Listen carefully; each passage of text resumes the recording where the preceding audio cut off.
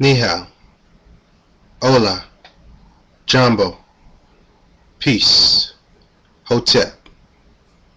I am Rami Salam El, Grand Sheik of the Moor Science Temple of America, International Asiatic Moorish Hip Hop Temple number 23, coming out of the Oakland Territory, California Republic.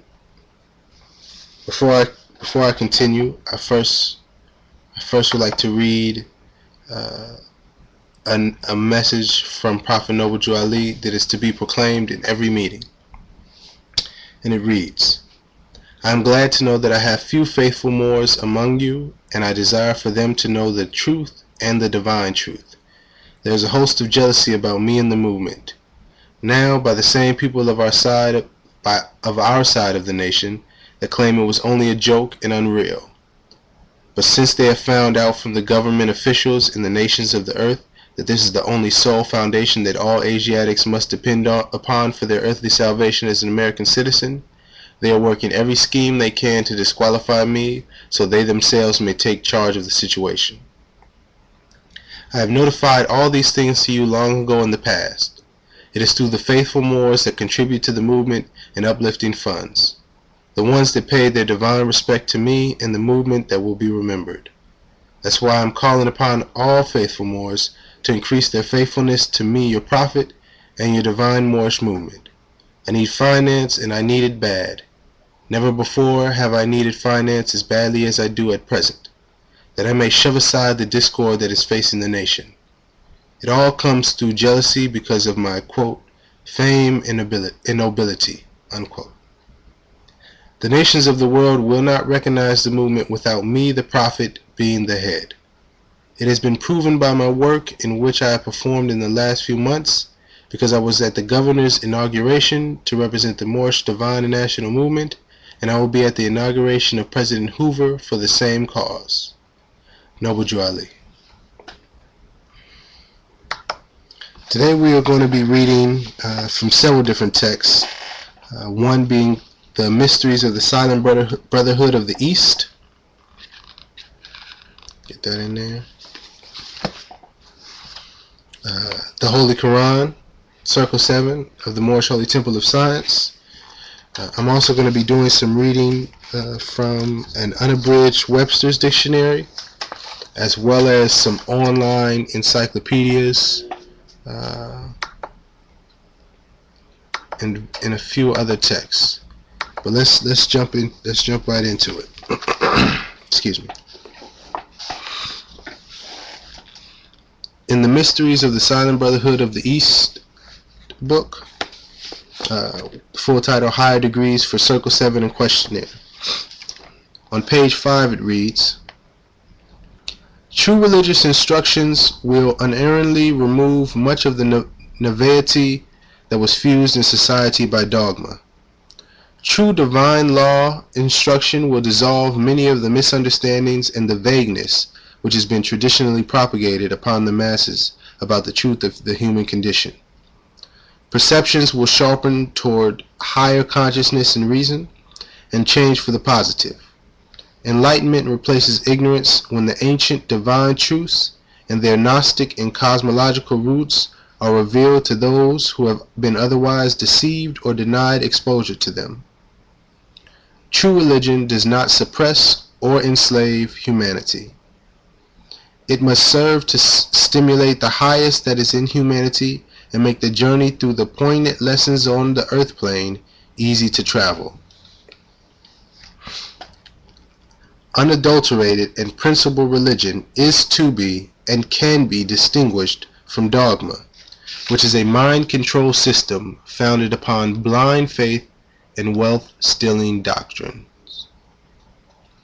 I decided to read that first because the chapter that I'm going to read from the Holy Quran, I know for some people that are just coming into this information, it can be a little hard to grasp, based on the previous dogma and doctrines that we may have learned through different churches and different upbringings of sort.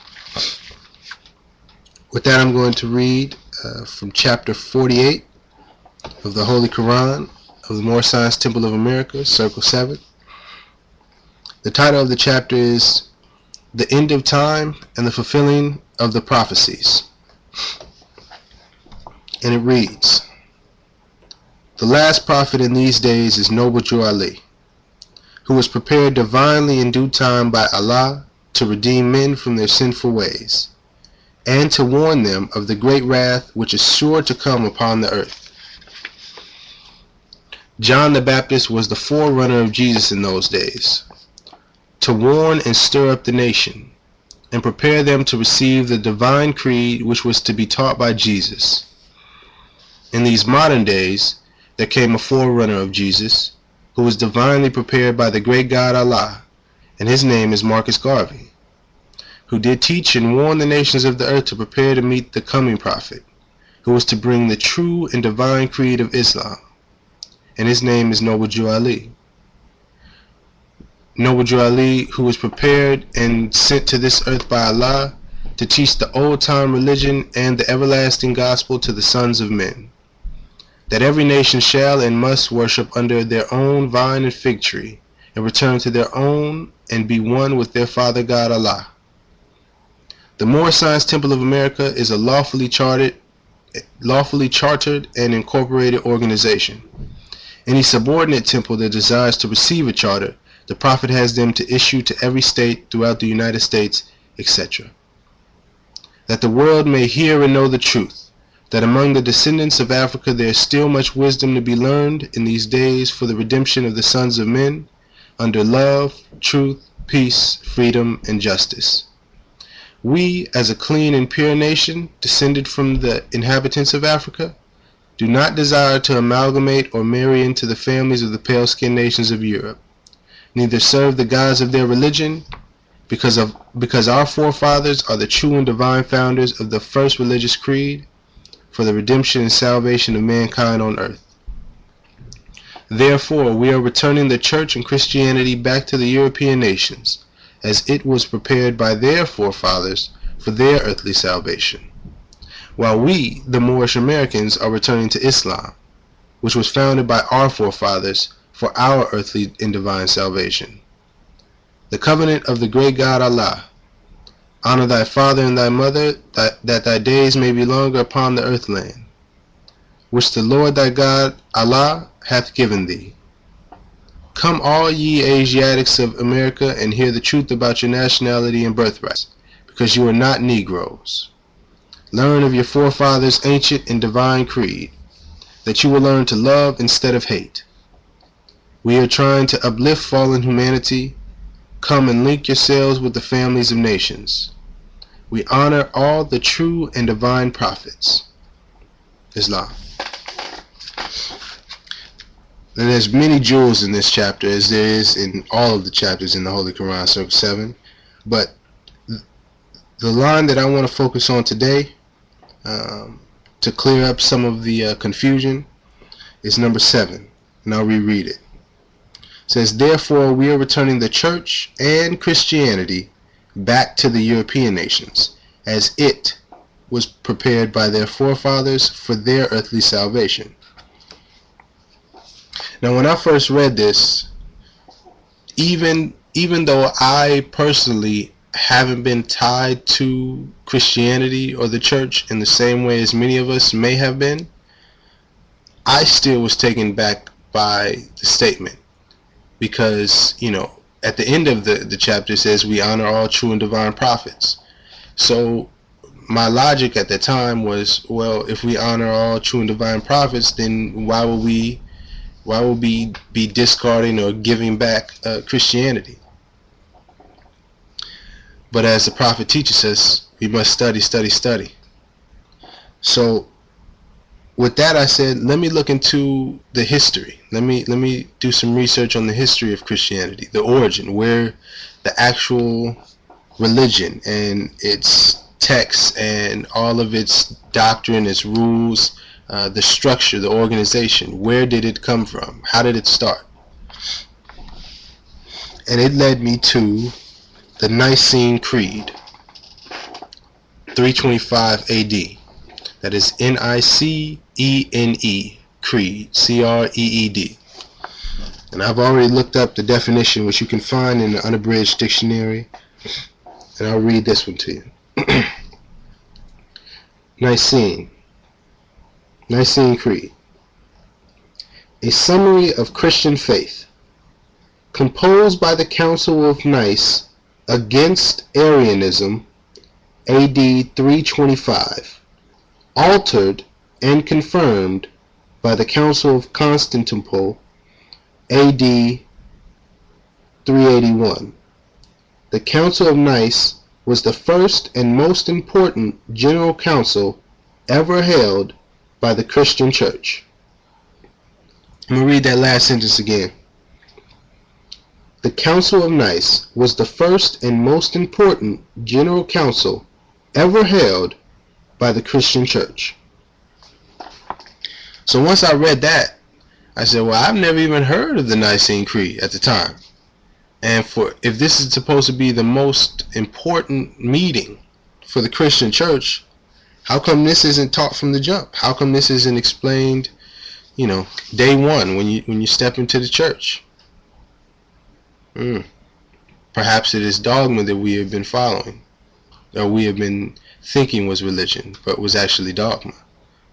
Let me continue. When you dig into, if you analyze that definition, you see that the Nicene Creed was composed to go against Arianism. So then I said, well, let me look up what Arianism is, because I don't know what that is. Man knows not by being told, as a wise man once said. Arianism. And this is from the newadvent.org. It's a Catholic encyclopedia online. Arianism. It's spelled ARIANISM. Arianism. A heresy which arose in the 4th century and denied the divinity of Jesus Christ. And I'll read right below where it says doctrine. First among the doctrinal disputes which troubled Christians after Constantine had recognized the church in AD 313, and the parent of many more during some 3 centuries, Arianism occupies a large place in ecclesiastical history. It is not a modern form of unbelief, and therefore will appear strange in modern eyes. But we shall better grasp its meaning if we term it an Eastern attempt to rationalize the creed by stripping it of its mystery so far as the relation of Christ to God was concerned. Let me read that over. It is not a modern form of unbelief. It is not a modern form of unbelief, and therefore will appear strange in modern eyes. But we shall better grasp its meaning if we would term it an Eastern attempt to rationalize the creed by stripping it of its mystery so far as the relation of Christ to God was concerned. In the New Testament, and in church teaching, Jesus of Nazareth appears as the Son of God. This name he took to himself, Matthew 11:27, John 10:36, while the 4th gospel declares him to be the Word, Logos, who in the beginning was with God and was God, by whom all things were made. A similar doctrine is laid down by St. Paul in his undoubtedly genuine epistles to the Ephesians, Colossians, and Philippians. It is reiterated in the letters of Ignatius and accounts for Pliny's observation that Christians in their assemblies chanted a hymn to Christ as God. But the question how the Son was related to the Father, himself acknowledged on all hands to be the one supreme deity, gave rise, between the years AD 60 and 200, to a number of theosophic systems called generally Gnosticism. Wow. So you can continue reading on, but the main thing that I wanted to highlight is that Arianism was a doctrine that was removing the mystique behind who Jesus is, or in relation to God, and also clarifying and stating that Jesus is not God. Jesus is the Son of God. So then I would ask you, well, why would the Christian church be against that? Why would the first ever General Council, most important to the Christian church, why would the order of the day, or one of the main orders of the day, be to dismiss this?